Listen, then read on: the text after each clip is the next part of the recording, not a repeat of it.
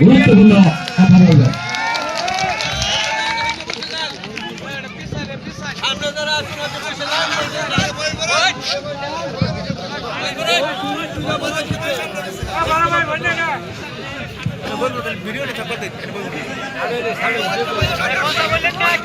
বিসমিল্লাহির রহমানির রহিম। আসসালামু আলাইকুম।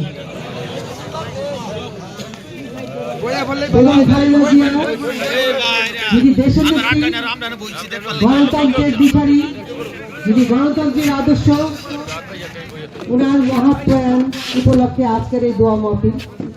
ওনার জন্য আমরা সবাই দোয়া করেছি, সাথে সাথে আমি দোয়া চাইছি আমার শ্বশুর সাহেবের জন্য, আল্লাহ শাহাবুদ্দিন আহমদ সাহেব, এবং আমার স্বামী ইঞ্জিনিয়ার শামসুদ্দিন আহমদ সাহেবের জন্য।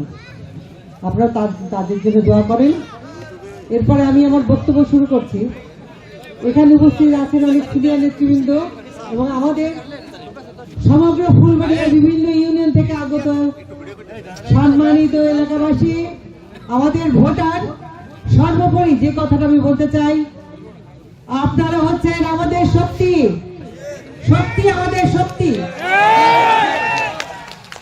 সেই 96 থেকে উনি চাকরি ছেড়ে দেওয়া আসার পর থেকে, উনি রাজনীতিতে আসার পরে ক্রমান্বয়ে বিভিন্ন সময়ে বিভিন্ন এলাকায় যে সমস্ত নেতৃবৃন্দ এলাকাবাসী আমাদেরকে সহযোগিতা করে আসছেন রাজনীতির এই পথ চলায়, সবকিছুর মূল উদ্দেশ্য ছিল এই অবহেলিত এলাকার উন্নয়ন হোক।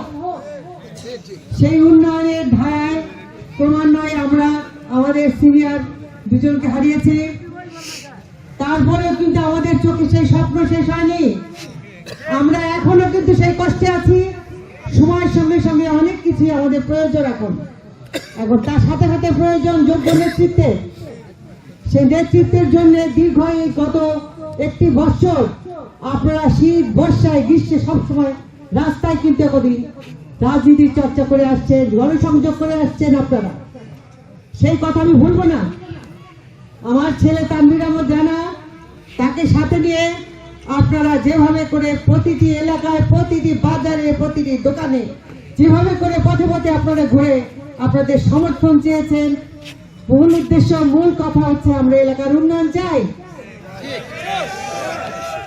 আমাদের প্রতি আপনাদের আস্থা, আপনাদের যে আস্থা, সেই আস্থা কমতি আজ পর্যন্ত নেই, সেটা আমি বিশ্বাস করি।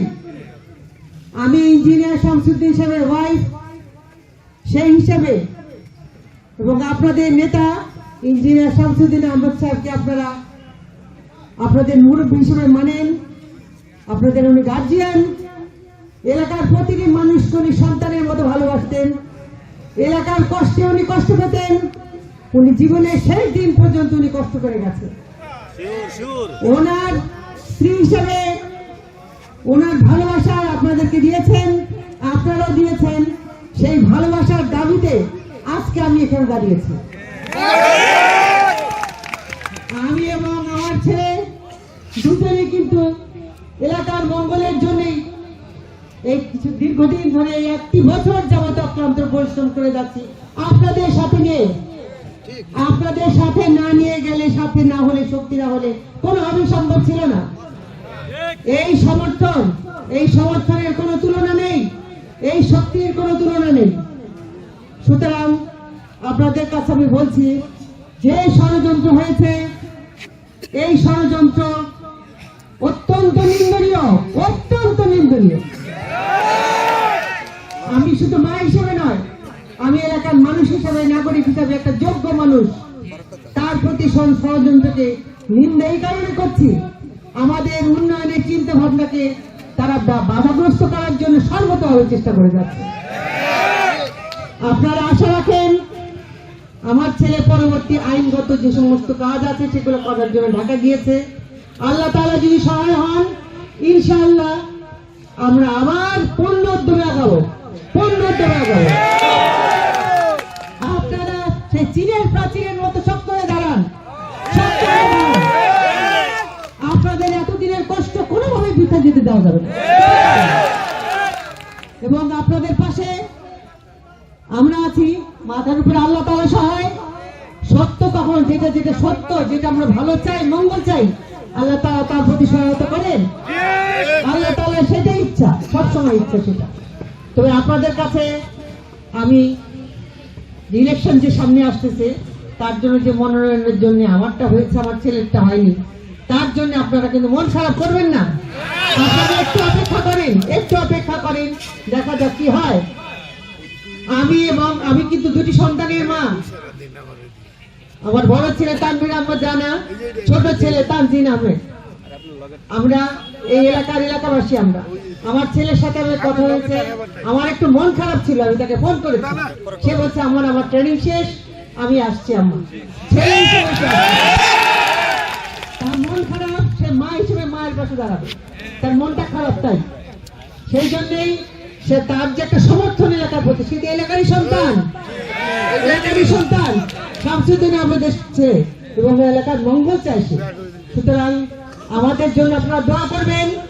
আপনাদের জন্য আমি আল্লাহর কাছে প্রার্থনা করি, আপনারা যেভাবে কঠিন হয়ে দাঁড়িয়ে এই সমস্ত কাজগুলো দীর্ঘদিন যাবৎ করছেন, এখনো আমাদেরকে সমর্থন করে যাচ্ছেন, আল্লাহ তাআলা যেন আপনাদের আশাটাকে কোনোভাবেই বিফল হতে না দেন, আমি আল্লাহর কাছে প্রার্থনা করি। এবং আপনাদের কাছে বলছি, আপনারা এক চুলও নড়বেন না আপনাদের জায়গা থেকে। এই শক্তির কোনো তুলনা নেই। এই শক্তি কোনোভাবেই ব্যাহত হতে দেওয়া যাবে না কোনো ষড়যন্ত্রের কাছে। সুতরাং আমি আপনাদের কাছে বলছি, আপনারা একতাবদ্ধ হন। যে যে জায়গা থেকে, যে ইউনিয়ন হোক, যে ওয়ার্ডই হোক, যেই জায়গায় হোক, সব জায়গা থেকে আপনারা নিজেরা প্রত্যেকে এক একজন রানা, প্রত্যেকে এক একজন শামসুদ্দিন। আমি আপনাদের কাছে সহায়তা চাইবো, সবসময় চাইবো। কেননা আমি নিজেকে মনে করি আপনাদের মতো আমি একজন এলাকাবাসী। এলাকার উন্নয়ন সেই সুযোগ কিন্তু সবসময় আসে না। সেই সুযোগ যখন এতদিন পরে আমাদের হাতে আসছে, সেই সুযোগ কোনোভাবে কারো হাতে দিয়ে দেওয়া যাবে না। সুতরাং আপনাদেরকে বলছি, আপনারা ধৈর্য ধরেন এবং কঠিন ভাবে আপনারা রুখে দাঁড়ান। আপনারা নিজেদের জায়গায় থেকে আপনাদের ভোট সঠিকভাবে যেন সঠিক জায়গায় পড়ে এবং আপনাদের একতাবদ্ধ হয়ে আপনার পরবর্তী যে ভোটের সময় যে ভোট, সে ভোট যাতে টোটাল কাজ হয় সেটা আপনারা চেষ্টা করবেন। সেখানে আমাদের সাফল্য। কোনোভাবে দুর্বলতা মনে স্থান দেবেন না। দেশটা আপনাদের। সুতরাং আপনাদের কাছে বলছি, আমি আবারও বলছি, বিনীতভাবে বলছি, আপনারা কোনোভাবেই আপনাদের যে সচেতনতা কোনোভাবের যেন কমতি না হয়। এবং আমি আল্লাহর কাছে প্রার্থনা করি আপনারা সবাই সুস্থ থাকেন, পূর্ণ উদ্যমে কাজ করেন। আমি আপনাদের মাঝে আসছি, একটা মনোনয়ন আমার হয়েছে, তারপরেও আমি বলছি আমার ছেলে আসছে। এবং আপনাদের যদি মনে হয় আপনারা আমাদের পাশে সবসময় থাকবেন, যেটা আমরা আশা করি, সেটা আমি ভরসা করি, আমি আপনাদের কাছে দাবি করি। এই কারণে আমি শামসুদ্দিন সাহেবের স্ত্রী হিসাবে সেই দাবি নিয়ে আপনাদের কাছে আসছি। আপনারা আমাকে নিরাশ করবেন না, এলাকাকে নিরাশ করবেন না। আপনাদের কাছে আমার এই অনুরোধ করবেন না, আপনারা শক্ত হয়ে দাঁড়ান। আর আমি বক্তব্য বড় করবো না, ঠান্ডা অনেক বেশি। আপনাদের কাছে আমি দোয়া চাচ্ছি, আপনারা আপনাদের মনোবল সঠিক রাখেন, আমাকে সহায়তা করেন, আমার ছেলেকে সহায়তা করেন, ষড়যন্ত্রের বিরুদ্ধে রুখে দাঁড়ান। আল্লাহ হাফেজ। ফিয়ামানিল্লাহ। আপনাদের সবার সুস্থতা কামনা করছি। আল্লাহ হাফেজ।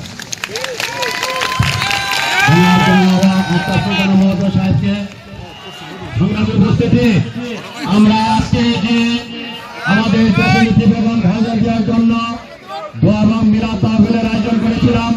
আমাদের দোয়া এবং মিলাদ মাহফিল এবং সংক্ষিপ্ত কিছু আলোচনা শেষ হয়েছে।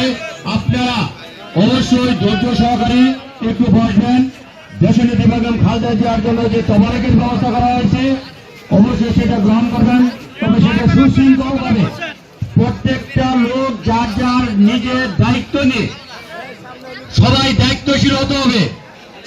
দায়িত্বশীল থেকে বিশৃঙ্খলতা না করে দায়িত্বশীল ভূমিকা নিয়ে